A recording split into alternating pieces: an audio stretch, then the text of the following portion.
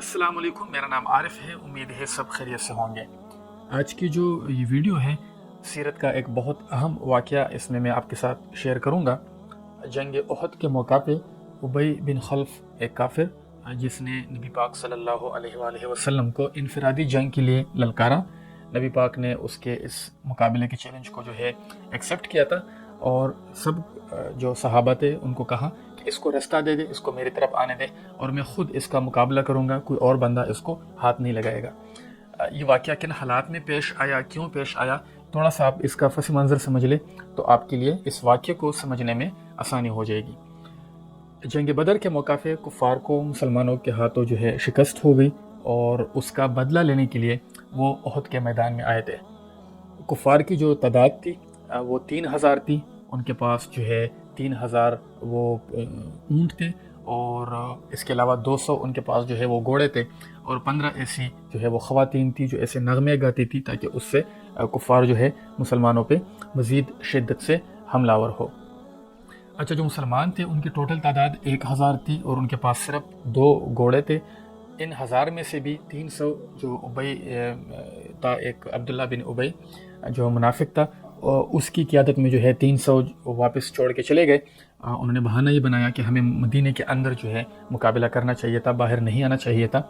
तो इस वजह से जो मुसलमानों की तादाद थी वो टोटल 700 रह गई थी। जब आमना सामना हुआ जंग में तो मुसलमानों ने तीरंदाज बिठा लिए थे अपने, चूँकि उनके राइट साइड जो है इस जंग में वो महफूज नहीं थी। जब जंग शुरू हुई तो कुफ़ार को शिकस्त होने लगी, वो पीछे चले गए, उनके अपने कैंप जो है वो खाली रह गए और मुसलमान जो है उनके कैंपों तक पहुंच गए। इस वजह से जो तीरंदाज बैठे हुए थे उन्होंने वो अपनी जगह खाली छोड़ी और वहाँ से फिर खालिद बिन वलीद रज़ियल्लाहु ताला अन्हु जो उस वक्त कुफ़ार की तरफ से आए थे उन्होंने मुसलमानों पे हमला कर दिया और इस तरह से जो जंग थी वो जो फ़तह हो रही थी मुसलमानों को वो शिकस्त में बदल गई और जंग ने जो है एक और रुख इख्तियार कर लिया। अब इस सूरत हाल में नबी पाक सल्लल्लाहु अलैहि वसल्लम अपने 30 सहाबा के साथ जो है अपनी जगह पे मौजूद रहे। उनके पास जो सहाबा मौजूद थे उसमें जिस तरह हज़रत अली रज़ियल्लाहु ताला अन्हु मौजूद थे, अबू बकर सिद्दीक़ रज़ियल्लाहु ताला अन्हु, अबू दुजाना रज़ियल्लाहु ताला अन्हु, साद बिन अबी वक़ास रज़ियल्लाहु ताला अन्हु और बाकी भी जो है सहाबा, टोटल उनकी तादाद 30 थी, वो मौजूद थे। अच्छा, अब इकरमा ने जो है चूँकि वो भी उस वक्त मुसलमान नहीं हुआ था और वो जिस दस्ते की क़ियादत कर रहा था वो उन्होंने नबी पाक सल्लल्लाहु अलैहि वसल्लम को देख लिया और उनकी तरफ आए। पहले जो लोग आए, नबी पाक ने जो है हज़रत अली रज़ियल्लाहु ताला अन्हु को हुक्म दिया कि उन पे हमलावर हो। उन्होंने जो हमला किया, उन पे जवाबी हमला किया और उसमें से एक को कत्ल कर दिया, बाकी जो है वो भाग गए। अब जो है एक और हमला भी हुआ नबी पाक पे, फिर हज़रत अली रज़ियल्लाहु ताला अन्हु को जो है हुक्म हुआ, उन्होंने उन पे हमला कर दिया, एक को कत्ल किया दोबारा और बाकी जो है वो भाग गए। अच्छा, एक मुसलमान था, उसने जो है नोट किया कि जो नबी पाक सल्लल्लाहु अलैहि वसल्लम है वो बार बार अपने शोल्डर से ये पीछे की तरफ जो है वो देख रहे हैं। तो उसने पूछ लिया कि नबी पाक आप क्यों देख रहे हैं, और ये वक्त था कि उन्होंने फिर कहा कि मैं जो है उबई बिन खल्फ को एक्सपेक्ट कर रहा हूँ, वो अभी आ रहा होगा मेरी तरफ। उन्होंने ये अल्फाज कहे और इतने में जो है अकरमा का जो दस्ता था, जो उनका ग्रुप था, उसमें से एक बंदा जो है वो साइड पे हो गया और नबी पाक सल्लल्लाहु अलैहि वसल्लम जहाँ पे मौजूद थे उनकी तरफ वो आने लगा। अच्छा, जैसे वो आया वो एक बहुत बड़े जंगी जो एक उनका घोड़ा था, बहुत बड़ा था साइज़ में भी, उस पर वो बैठा हुआ था और नबी पाक की तरफ आ रहा था। नबी पाक सल्लल्लाहु अलैहि वसल्लम ने बाकी सहाबा को कहा कि आप जो है सारे साइड पे हो जाए, इसको मेरी तरफ आने दें, क्योंकि सहाबा ने कहा कि हम इसको जो है कत्ल कर देते हैं। और ज़ाहिरी बात है, अगर नबी पाक सल्लल्लाहु अलैहि वसल्लम कह देते सहाबा को, हज़रत अली रज़ियल्लाहु ताला अन्हु को अगर कह देते, किसी सहाबी को कह देते, तो इससे ज़ाहिरी बात है उसको उन्होंने उसी टाइम जो है वो कत्ल कर देना था। बट नबी पाक ने कहा कि नहीं, इसको मेरी तरफ आने दे, इसको कोई और कुछ ना कहे। बाकी सहाबा ने जो है उनको रास्ता दे दिया। अच्छा, ये हुआ ये था कि जो जंग बदर में जो कैदी बनाए गए थे 70 लोग, उसमें से जो है एक इसका बेटा भी था, उसका नाम अब्दुल्ला बिन उबई था, एक नौजवान था। और ये जो मुनाफिकीन का सरदार अब्दुल्ला बिन उबई था वो मुख्तलिफ है, ये मुख्तलिफ है। तो उसको छुड़ाने के लिए ये आया था मक्के से, 4000 दिनार लेके उसने अपने बेटे को छुड़ा लिया था।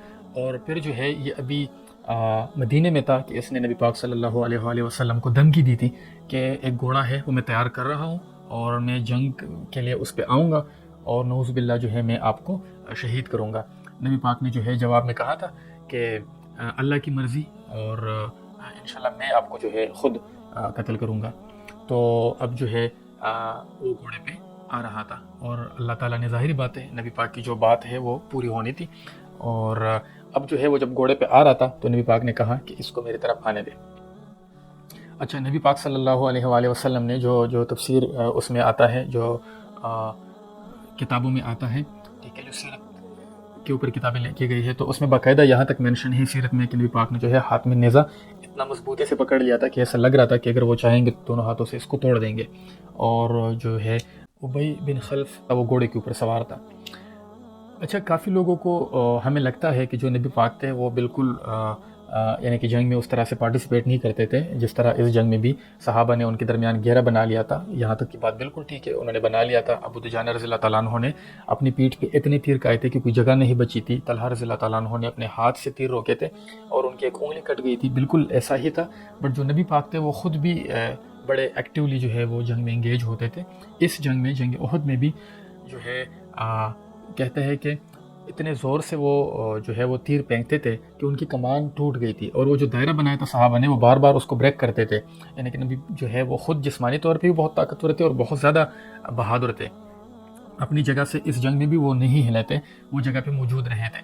خیر جو ابی بن خلف تھا وہ گھوڑے پہ تھا اور وہ کہتے ہیں کہ اس نے ٹھیک ٹاک ٹائم لیا کہ اپنی تلوار نکالے کیونکہ اس کو بھی سمجھ آ گئی تھی کہ اب باقی صحابہ اس کو کچھ نہیں کہیں گے.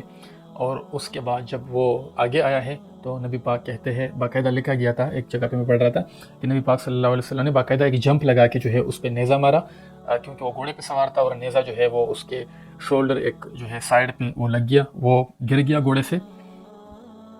اور جب وہ گھوڑے سے گرا ہے تو اتنے زور سے گرا ہے کہ اس کی پسلی جو ہے وہ ٹوٹ گئی. اور اس کے بعد اس نے جو ہے دوڑ لگا دی, بھاگ گیا اپنے جو باقی جو ان کا گروپ تھا جو دستہ تھا ان کی طرف بھاگ گیا. اور جیسے وہاں پہ پہنچا تو شور کر رہا تھا کہ نبی پاک صلی اللہ علیہ وسلم نے جو ہے مجھے قتل کر دیا ہے, مجھے قتل کر دیا ہے. لوگوں نے ان کا زخم دیکھا تو بڑا معمولی سے زخم تھا. سب نے کہا کہ نہیں تو معمولی زخم ہے, اس سے کچھ نہیں ہوتا. بٹ اس نے کہا نہیں کہ کیونکہ نبی نے مجھے کہا تھا کہ میں آپ کو قتل کروں گا تو اگر وہ میری طرف توک بھی لیتے تو میں نے تب بھی مر جانا تھا, یہ تو پھر زخم ہے. خیر وہ چل پڑے مکے کی طرف اور نبی پاک صلی اللہ علیہ وآلہ وسلم کی بات جو ہے وہ سچ ثابت ہو گئی. وہ بندہ جو ہے راستے میں ہی دم توڑ گیا. اب جو زخم تھا وہ اتنا زیادہ شدید تو نہیں تھا بٹ اللہ تعالیٰ نے اپنے نبی کی بات پوری کر دی. اس واقعے سے جو ہمیں سبق ملتا ہے وہ یہ ہے کہ ایک نبی پاک صلی اللہ علیہ وآلہ وسلم کی غیرت جب انہوں نے خود للکارا تھا, دوسری جو نبی پاک صلی اللہ علیہ وآلہ وسلم نے جو بات کی تھی اللہ تعالیٰ نے اس کو بھی پورا کر دیا تھا. اور تیسرا جو ہمارے نبی پاک صلی اللہ علیہ وآلہ وسلم تھے وہ خود بہت مضبوط اعصاب, بہت مضبوط جسم کے مالک تھے اور خود جو ہے وہ باقاعدہ پارٹیسپیٹ کرتے تھے جب جنگ ہوتی تھی. تو وہ جس طرح صحابہ کہتے ہیں کہ ہم جنگ کی شدت میں نبی پاک کے قریب جگہ ڈھونڈنے کی کوشش کرتے تھے کیونکہ وہ سب سے زیادہ بہادر تھے. بہت اچھا یہ چونکہ مجھے واقعہ لگا سوچا آپ کے ساتھ شیئر کروں. اگر آپ کو واقعہ اچھا لگا ہے تو آپ اس کو لائک کریں, اس چینل کو بھی سبسکرائب کریں اور اپنا بہت سارا خیال رکھیے. اللہ حافظ.